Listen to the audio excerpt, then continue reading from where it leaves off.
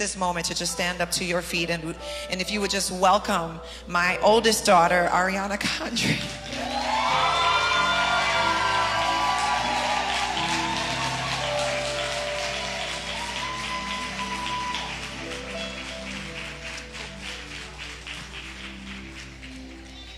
Hello. Is everybody doing good? I hope so. Okay.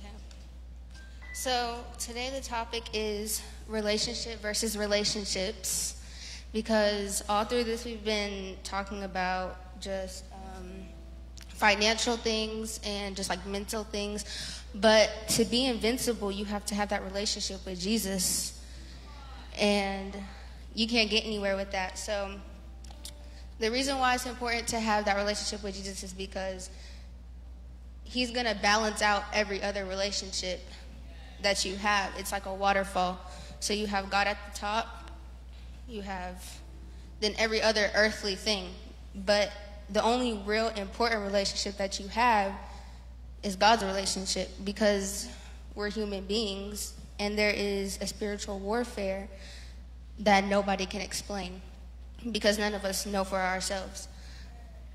He's saying, I put you on this earth to glorify me, to have a relationship with me. This is not your final stopping point of your life. This is the ticket into the final destination. We like to take this final destination for granted because we feel like we have all of this time. And we don't know if we have a lot of time or if we have a little bit of time, and so you always just want to make sure that you're ready. One thing that I have experienced because of all of like the people that have like fallen out of my life is like if I don't know you, if I don't have like a continuous like relationship. Can you do that for me, please? Thank you. I was like, it's a little quiet in here.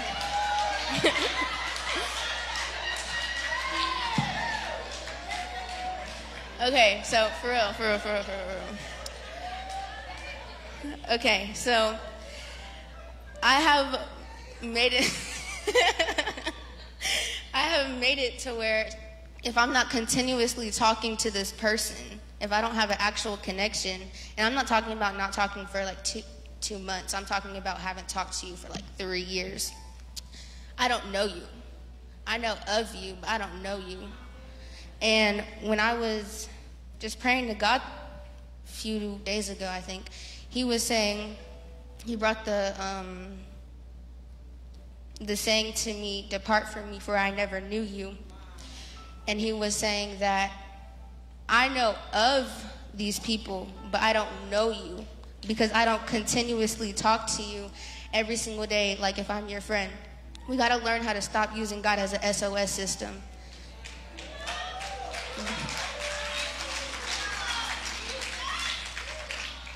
We like to go to him whenever we are in like the midst, whenever we are in like the lowest parts. But we got to go to him whenever we're in our highest moments, whenever we are actually doing something with our life. And I guess it's like very hard, because it's like, okay, you have somebody, you're taught like, okay, this is somebody that I can go to whenever I'm in help. But it's like you don't go to your friends whenever you're just in help.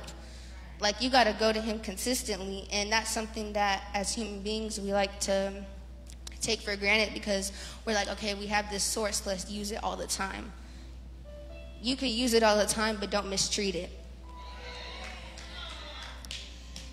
He says, stop going to peers for water when you're thirsty. Instead of giving you water, they might give you poison. Remember, God has an ocean of pure water waiting to hand you. So right now I'm all over my notes, you guys, so bear with me. But it's just, we like to go to people who don't have real wisdom and people who don't have pure water whenever we're thirsty, because we're like, okay, we can see them. They can give me wisdom in this moment, but is it going to be a wisdom that I can take? Is it going to be a wisdom that I can run with and I know it's not going to fail me?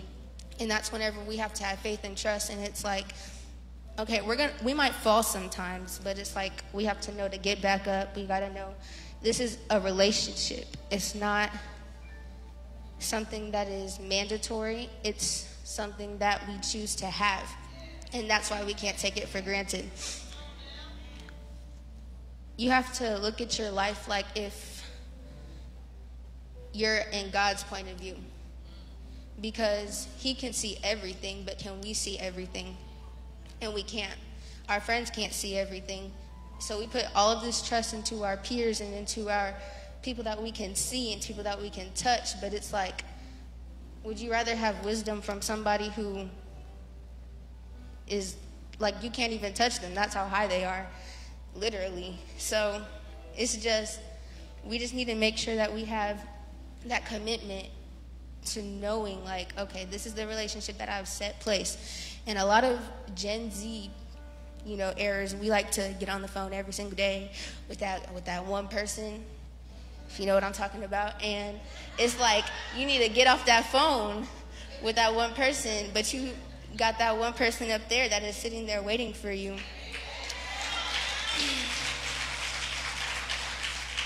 Okay, so here are just some things to a healthy relationship, because it's very easy to be blindsided by a relationship that is not from God. And it's like, it's very easy because it's like in that moment, oh, they were there for me, but really, they're just stabbing you in the back while you're giving them love, and it's very hard. So this is how you know that it's a relationship from God. It has forgiveness, has love, kindness and compassion, faith, peace, equality, and submission to each other in a friendship or married or whatever. And and so it's just, we have to stop putting all of this trust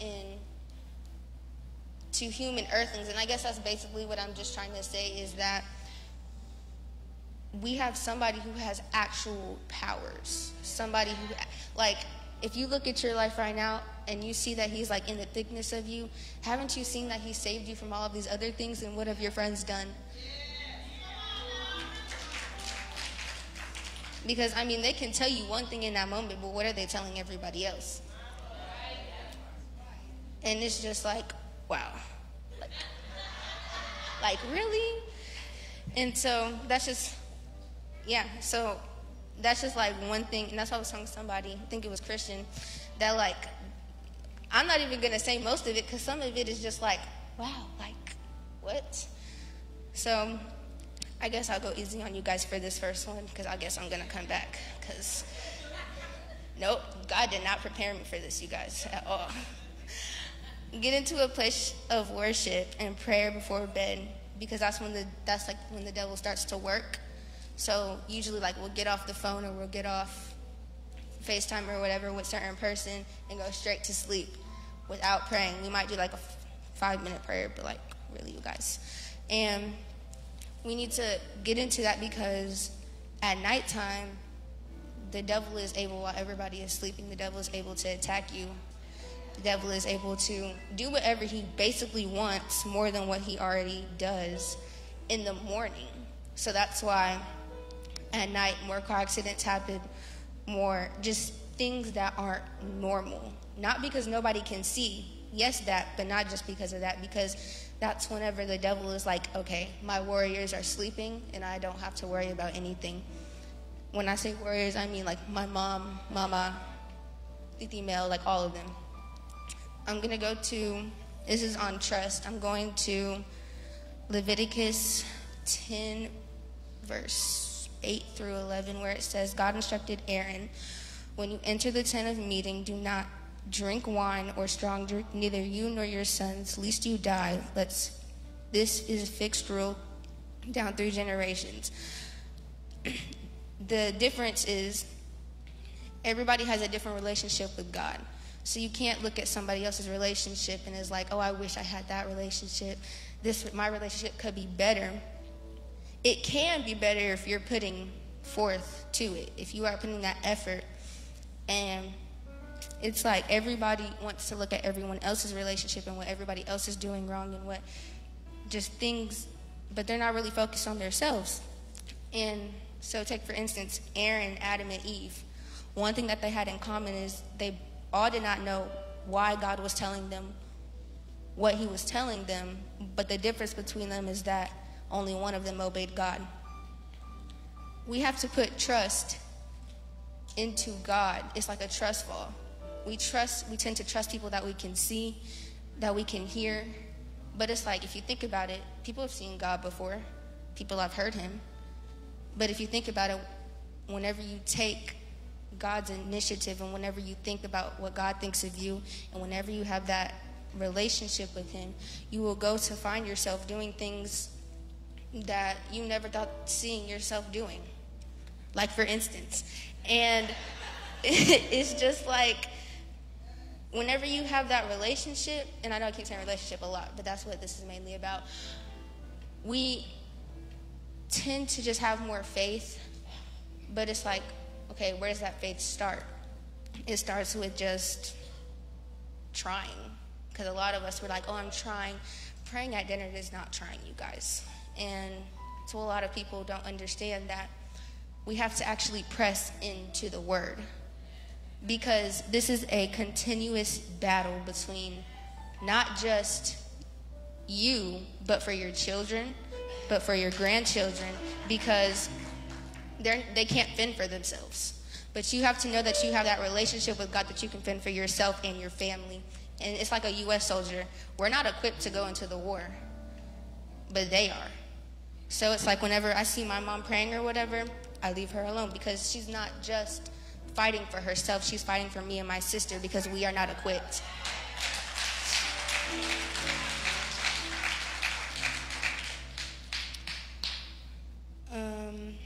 Let's see. Yo, these are too many words. I don't remember writing all of this.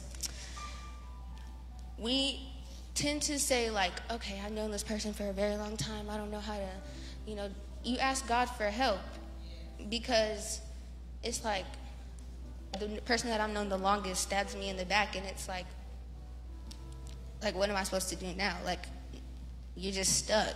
And it's like, you're not stuck. You just haven't had the wisdom from somebody who you actually need to hear the wisdom from. And it's like, we see God do all of these things for us, but what are we doing for him? He is sitting here longing for a talk.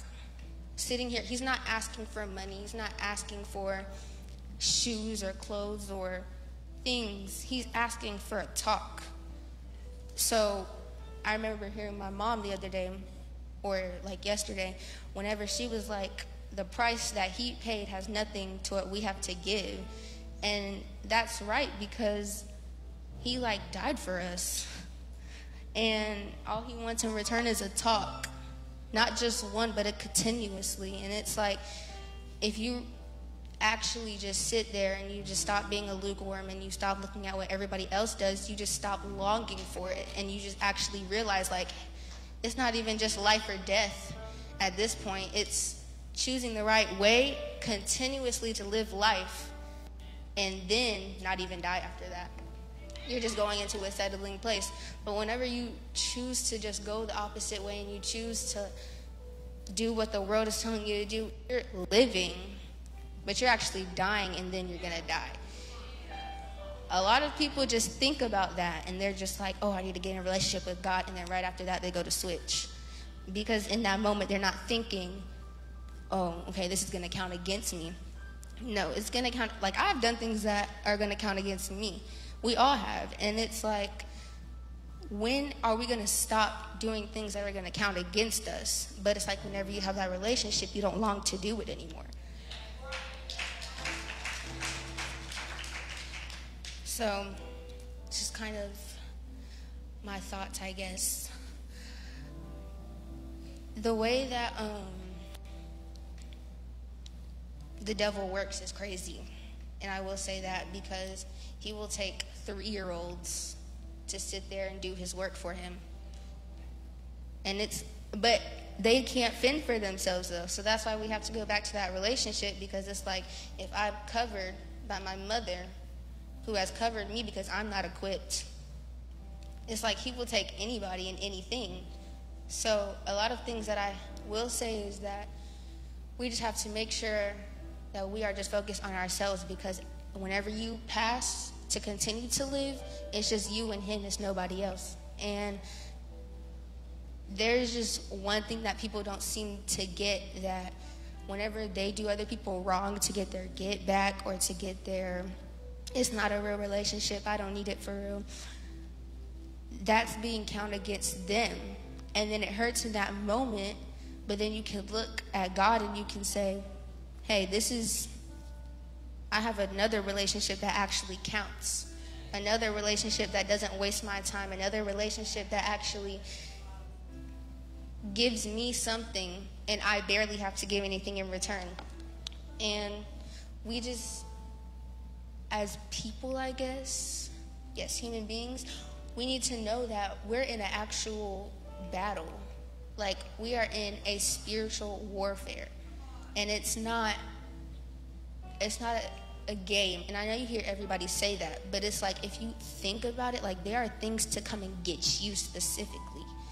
There are things out here who don't even care about you. They'll act like they care about you. I'm not even talking about people. I'm talking about spirits. They want to get into people that you love and the people that you are close to, but you can't be fooled by the demons and the demonic things that are in the person.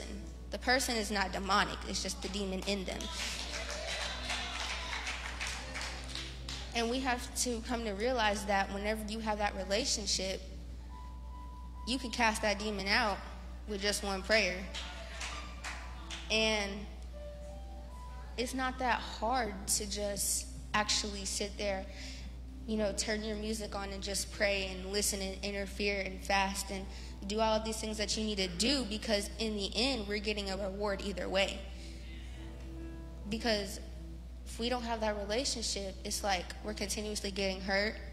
We're continuously putting trust in things, people that aren't really helping us. They're not. They're killing us slowly. And the reason why God died for us is because we don't die automatically. We die slowly. But while we're dying slowly, if we get it right, then we just continue to live. My mom had made it clear, like, if it's a trail, if it's a trail that you're on, and this is the star is right here. You start in the middle of the star. Everybody has fallen, which is this side.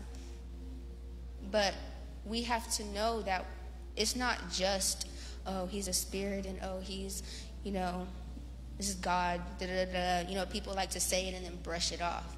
But it's like, no. It's very easy. These are things that are going to kill you. This is a way to help. This is what is going to help you get out of this place. And then you have a choice. It's not that hard. And it's like, people like to make excuses, and it's like, oh, I never knew this and this and that. But it's like, if you grew up in a church house, you grew up in knowing, like, okay, you would know that there are spiritual things, physical and spiritual, that are out to get you slowly. It's not always going to happen right away.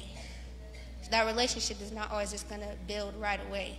It has to be consistently pushed towards. It has to be consistently there. It's always waiting for you. Always. Never going to leave you. It's always waiting. Because that's just who God is. And that's what God said. It's always just going to be there. But it's taking so long because of us. So that's what I have to say, you guys.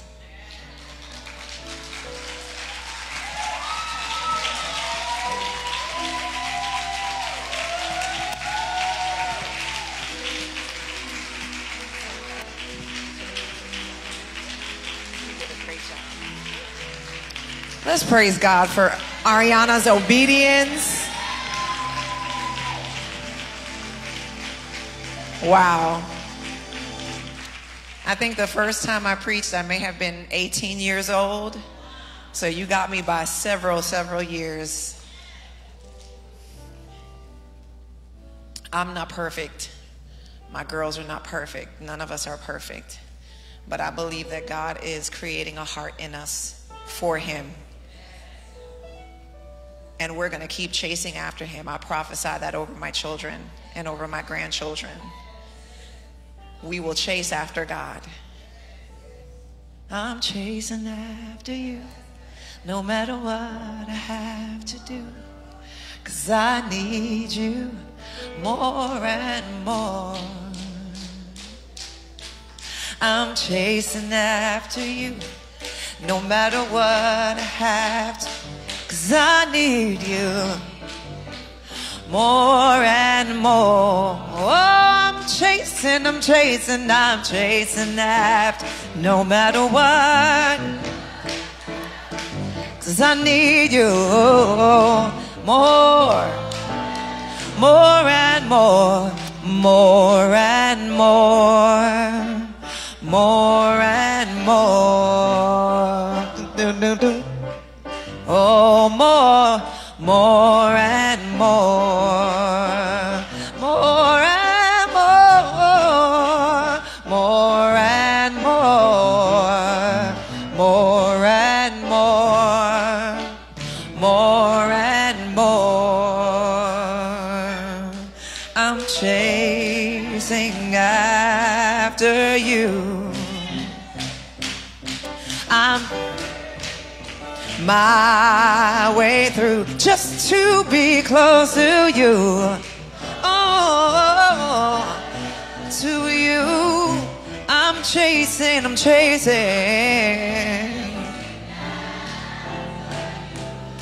Come on, give God some praise. Last night was amazing.